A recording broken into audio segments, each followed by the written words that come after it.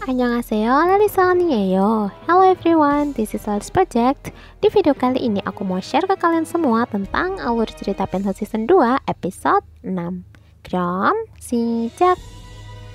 Pengumuman pemenang festival Chonga pun tiba, dan Sojin mengumumkan bila pemenangnya adalah Berona. Namun tiba-tiba sang penjaga sekolah berteriak bila ada seseorang yang jatuh dari tangga. Sontak hal itu membuat hadirin berbondong berlari keluar. Semua tampak syok melihat Rona yang tergeletak berlumuran darah. Kang Mari pun meminta sang penjaga sekolah untuk segera menutup pintu gerbang mencegah adanya yang menerobos keluar sekolah sebelum polisi datang. Namun tiba-tiba alarm kebakaran berbunyi membuat seluruh orang panik hingga menghambur keluar. Ambulan pun tiba membawa Rona ke rumah sakit. Saat hendak kembali ke sekolah, Kang Mari sempat menemukan sebuah kalung, namun segera diambil oleh Sojin. Sementara itu, Enbyul yang panik sudah ada di rumahnya. Ia teringat kembali detik-detik di mana dia melukai Rona. Kini Berona sudah masuk dalam ruang UGD, dan dokter berencana akan mengoperasinya. Sementara itu, di sekolah sudah ada banyak polisi untuk melakukan investigasi. Namun mereka mengalami kesulitan untuk menemukan bukti ataupun jejak kaki sang pelaku karena banyaknya jejak kaki yang ada di sana. Di ruangan, Dr. H menahan orang-orang untuk diperiksa polisi sebelum mereka pergi. Satu persatu dari mereka akhirnya diperiksa polisi untuk dimintai keterangan. Hingga Enbyul pun sempat dicurigai karena hanya Enbyul yang di tengah acara menghilang sampai sekarang. Sementara itu, kini polisi menemukan potongan sayap trofi sebagai bukti penyerangan pada Berona. Polisi mengatakan bila ada 2 luka tusukan yakni pada bahu dan kepala. Namun, Rona kehilangan banyak darah di kepalanya. Dan kini mereka belum menemukan sisa trofi lainnya. Dan akan melakukan pencarian serta berencana akan menutup sekolah sementara waktu. Dengan cemas, Oyuni menunggu hasil operasi Rona. Kini Kang Mari datang, lantas memberikan piala pada Oyuni untuk Rona. Selepas itu, seorang suster mengatakan bila Rona sudah siuman. Oyuni pun masuk sembari mengabarkan bila Rona telah menjadi juara dengan menangis sesegukan. Tiba-tiba keadaan Rona memburuk lagi dan tenaga medis pun berdatangan terburu-buru hingga memberikan kejut jantung pada Rona. Oyuni pun diarahkan keluar sembari menangis terisak dan berteriak histeris. Sementara itu di rumahnya Sokhun menanyai ayahnya tentang Rona. Ia curiga bila ayahnya terlibat dalam insiden itu. Karena kesal telah dicurigai Sokhun, Judante pun menegaskan bahwa bukan dirinya yang telah melakukan hal itu. Melihat itu, Sokhyong pun datang untuk membela Sokhun. Bertepatan itu, Judante pun menanyakan siapa pemilik kalung yang ia bawa, dan dijawab Sokhyong bila itu adalah milik Enbyul. Rupanya, kala Sojin merebut kalung itu dari Kang Mari, Judante melihatnya. Lantas, ketika pemeriksaan polisi secara diam-diam, Judante mengambilnya. Sementara itu, di rumahnya, Sojin tampak kebingungan mencari kalung Enbyul. Dan pembantunya yang datang juga mengatakan bila ia tak menemukan gaun Enbyul membuat Sojin meneriakinya. Pada pagi buta, Enbyul mengendap keluar rumah. Rupanya, ia menuju pinggir laut untuk membuang gaunnya. Namun tiba-tiba Sojin datang untuk mencegahnya, lantas menanyai Enbyul apa yang sebenarnya telah terjadi. Dengan ketakutan, Enbyul pun mengatakan dengan sejujurnya bila ialah yang telah melukai Rona. Sojin pun berusaha untuk menenangkan Enbyul, lantas membawa gaun itu untuk melenyapkannya. Namun Enbyul tiba-tiba berkata bahwa trofi yang ia gunakan untuk menyerang Rona telah ia letakkan di loker sekolah. Di rumah sakit, dokter mengatakan bila Rona mengalami kerusakan otak yang parah. Seketika lemas kaki Oyuni mendengar hal itu. Merasakan kesedihan yang teramat sangat membuat Oyuni seketika kesulitan untuk bernafas hingga membutuhkan tabung oksigen. Melihat Enbyul yang gemetaran, Sojin pun memberikan obat tidur padanya. Ketika Enbyul tertidur, Sojin pun memeriksa HP milik Enbyul.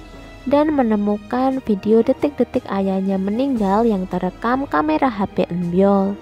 Sojin pun mengambil memory card HP itu lantas memakannya dengan air mata tertahan. Kini pembantu Sojin menemui Logan untuk melaporkan keanehan yang ia lihat pada Enbyol. Lantas memberikan foto buktinya pada Logan. Malam itu Oyuni dan Kang Mari pergi ke sekolah dan tak sengaja melihat Sojin. Saat Sojin sampai di loker sekolah, ia dikagetkan dengan pancaran cahaya senter yang dibawa Kang Mari dan Oyuni. Saat keduanya menggeledah loker Enbyol, pikiran Sojin pun sudah kalut. Namun Kang Mari dan Oyuni tak menemukan trofi itu di sana. Selintas Sojin melihat keberadaan Dr. H dalam kegelapan. Tiba-tiba Kang Mari berteriak telah menemukan trofi itu yang ternyata kini ada di loker milik Sokyong. Seketika Sokyong pun langsung ditangkap polisi dan Sokhun langsung menelepon ayahnya. Sementara itu Sojin kini mengobati tangan Dr. H yang terluka.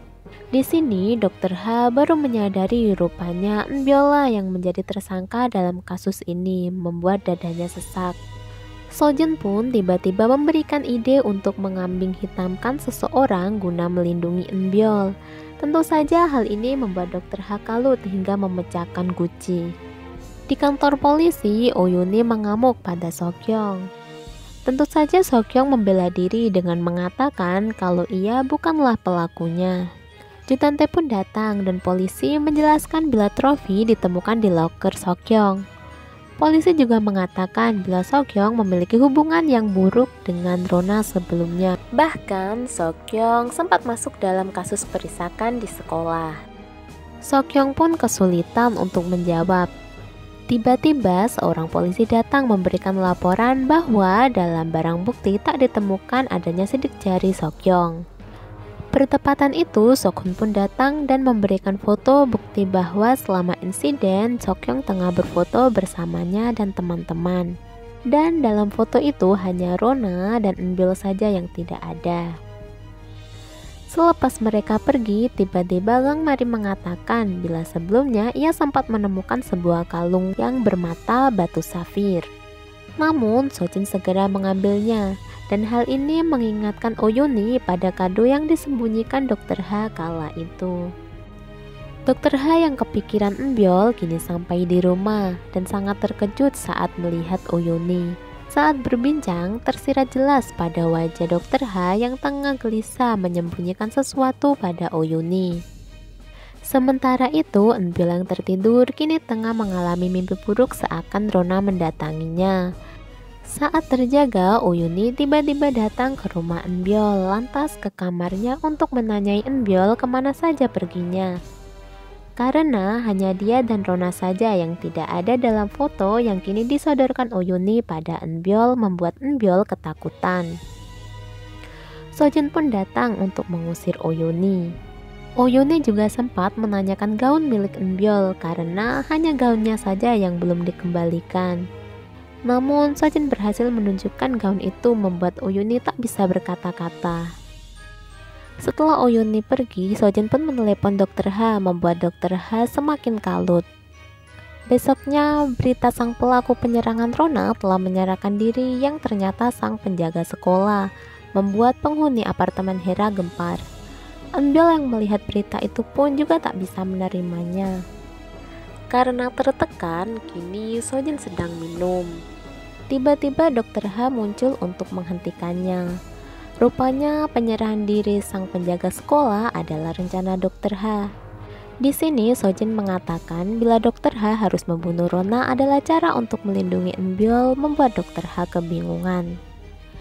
Di kantor polisi, Oyuni mengamuk pada sang penjaga sekolah. Remuk redam sudah dirinya saat melihat sang tersangka. Dr. H yang baru tiba di kantor polisi melihat Oyuni yang menangis, lantas di dalam hatinya ia meminta maaf dan mengatakan bahwa ia akan mengkhianati Oyuni lagi. Kali ini di rumah sakit ada sesosok pria datang tengah mencabut alat bantu pernafasan Rona.